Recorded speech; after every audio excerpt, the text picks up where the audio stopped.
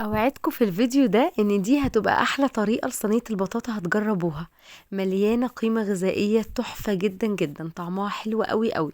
هقول لكم ازاي نعمل الصينية الكبيرة دي بمعلقة واحدة بس من السكر. هنضيف مكون هيغير طعم البطاطا نهائيا، هيوديها مكان تاني. يلا بينا اقول لكم على كل الخطوات والتكات.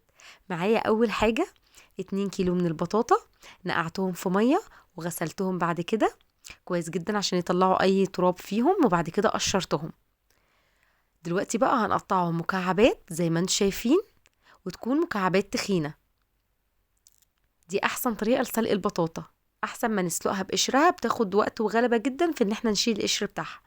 دلوقتي بقى حضرت حلة، ومعايا الكائن الصغير الجميل اللي دايما بيساعدني. حطينا كل البطاطا في الحلة، نحط عليها معلقة سكر من غير ولا نقطة مية الحلة بتاعتنا، ونحطها على نار هادية لمدة تلت ساعة، وكل 5 دقايق هنقلب.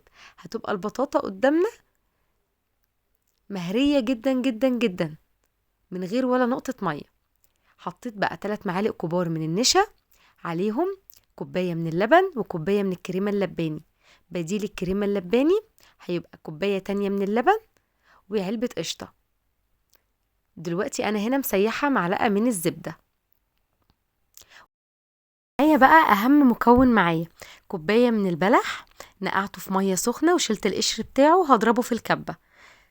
ضربته في الكبة مع ربع كوباية لبن، ده اللي هيخلينا ما نستخدمش سكر نهائي. يبقى دي بقى بطاطا بالبلح، احلى بطاطا هتجربوها.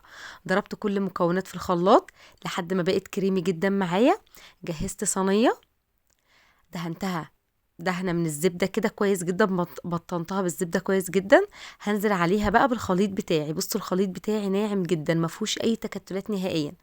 نقدر نضيف في الخليط ده كريم شانتيه او لبن بودره، بس طبعا الكريمه اللباني خلتني استغنيت عن كل ده.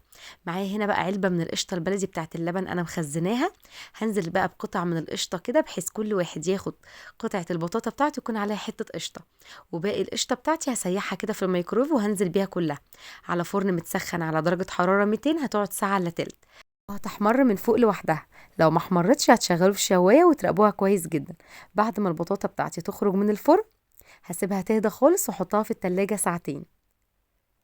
وكده بعد ما البطاطا ارتاحت ساعتين هنغرفها مع بعض. بصوا مش قادرة اقول لكم حلوة قوي قوي قوي وطعمة وخطيرة. وبصوا طعم البطاطا مع البلح فظيع. لو عايزينها تبقى متماسكة اكتر من كده تعملوها من بالليل تاكلوها تاني يوم الصبح. قطعة القشطة زي ما انتم شايفين، اكيد فهمتوا قصدي دلوقتي. مش قادرة اقول لكم طعمها حلو قوي، والاحلى من كده ان هي نسبة السكر فيها كلها طبيعية. يا رب الفيديو بتاع النهاردة يكون عجبكم، وكل سنة وانتم طيبين. واستنوا مني بقى فيديوهات تانية كتير. مع السلامة.